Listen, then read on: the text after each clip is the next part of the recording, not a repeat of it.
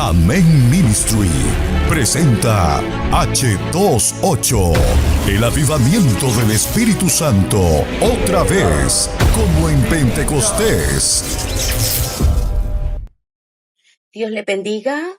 Mi nombre es Raquel Cárcamo, soy de Nicaragua. En esta ocasión voy a compartirles la palabra en el libro de Hechos, capítulo 7, ¿verdad?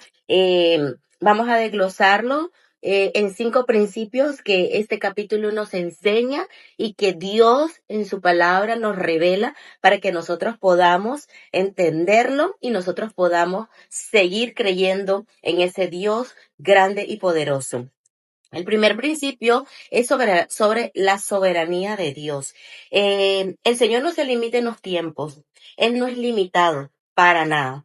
Y lo vamos a ver cuando Él le propone a Abraham, ¿verdad? Que salga de la tierra que lo vio crecer, que deje su tierra y su parentela. Dice el capítulo 7, en el versículo exactamente 2, ¿verdad?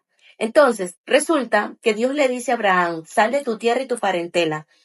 Ve a la tierra que yo te envío, y ahí le dice él al Señor, el Señor le dice, voy a darte generaciones, voy a multiplicar las generaciones. Y Abraham no tenía hijos, no sabía ni a dónde se estaba dirigiendo, no sabía realmente cómo era que lo iba a hacer Dios. Entonces, vemos un primer principio como la soberanía de Dios hace todo sin límites, sin tiempo. Dios no le habló de tiempo. Dios le habló sobre darle esa promesa y que él creyera. Como primer principio, esa soberanía te lleva a creer en una promesa que no estás viendo, ¿verdad? En una promesa que simplemente estás creyendo. Y eso también nos lleva al segundo principio, que va de la mano, y es la visión celestial, ¿verdad?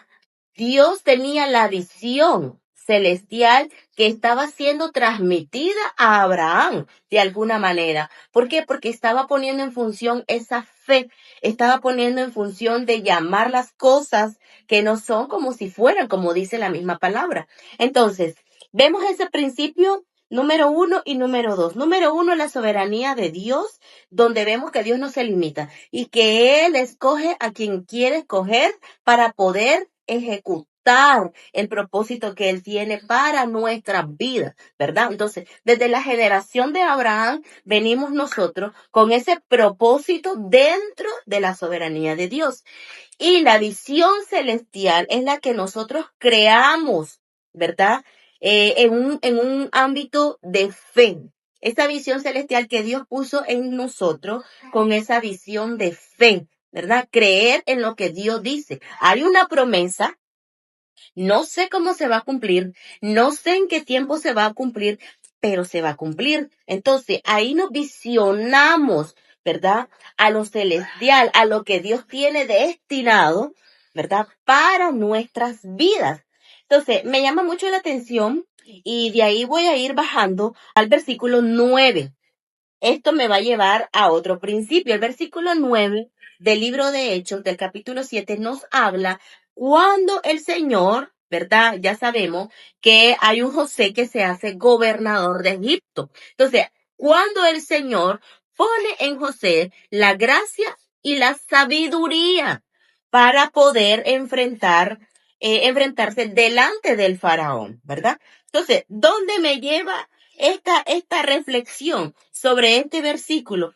Esto me lleva a que la fidelidad de Dios es el tercer principio. La fidelidad de Dios ante nosotros es extraordinaria, es incalculable. Esa fidelidad que Dios tiene para con nosotros nos va a llenar de gracia, nos va a llenar de sabiduría, nos va a llenar de favor.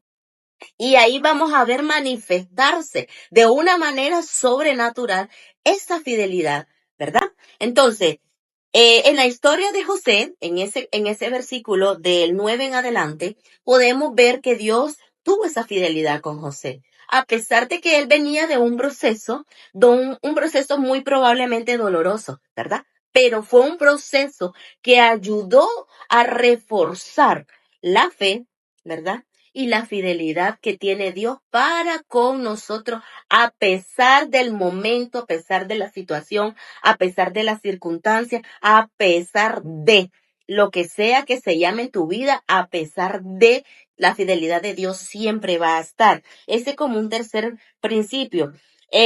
Un cuarto principio lo vamos a ver en el versículo del 20 en adelante. ¿Cómo así? En el nacimiento de Moisés, ¿verdad? Moisés, el cuarto principio, el llamado a vivir con esperanza, ¿verdad? Moisés traía consigo el propósito, pero traía una esperanza, ¿verdad?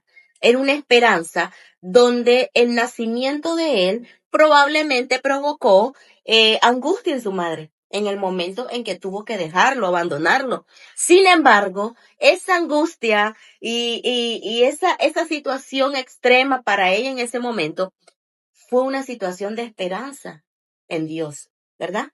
Fue una situación de esperanza porque vimos a ese Moisés que fue el libertador. Vimos a ese Moisés que tuvo que pasar muchas situaciones para poder cumplir con la esperanza de sacar a ese pueblo. Pero en este tiempo, en este momento, de tiempo que Moisés llevaba, ¿verdad? Con ese llamado a la esperanza, consigo vino también las acusaciones, consigo vino los señalamientos, vino un pasado que quería cortar, ¿verdad? La esperanza y el propósito que Dios había puesto en él.